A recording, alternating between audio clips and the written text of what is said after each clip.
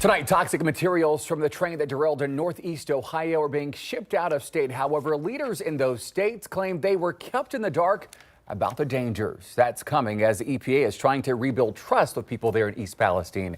Thanks for sticking with us at 5:30. I'm Andrew Kinsey. And I'm Yolanda Harris. A chief investigative reporter, Bennett Haberly, joins us now with the very latest. Bennett?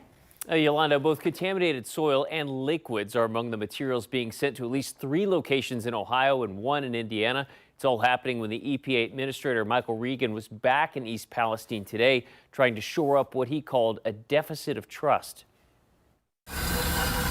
Truckload shipments of contaminated soil and liquid waste from the train derailment site were temporarily paused over the weekend after concerns were raised from states where those materials were being sent.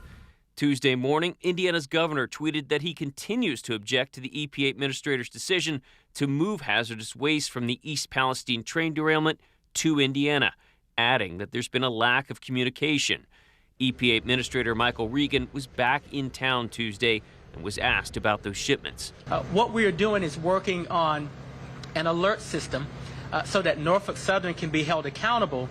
And as this material is moving, the appropriate authorities have the appropriate information so that the communities are not alarmed and that communities know that their safety has been taken very, very seriously.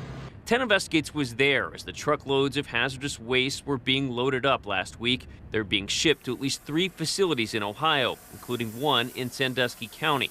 I personally wish that we maybe would have had a couple of days sooner to know when the loads were going to start. That way we could have just done a little bit more educational outreach to our residents. That county's EMA director said her concerns were quelled, however, after learning that most of the materials being shipped in her county involved overflow water from firefighters' foam used to combat the fire after the train derailed. What did you see that night? Just a lot of smoke and fire. Scott McAleer witnessed the derailment. He lives a few houses away from where chemicals like vinyl chloride spilled. 3 weeks later, he has the same concerns as many we spoke to. Fear of the unknown and concerns about long-term impacts. Everybody wants answers. I want answers. Is it safe for my 2 kids? Is it safe for my neighbor, my dogs, my cat? But we can't get it. The EPA has opened a storefront to try to help answer those questions. But the EPA is not currently testing for dioxins, a harmful pollutant that occurs when vinyl chloride is burned. The EPA administrator said this when asked. We have done the testing and put in place testing that is protective of the community. As I said before, I understand the questions surrounding dioxin. I want folks to understand we hear them loud and clear and understand those concerns.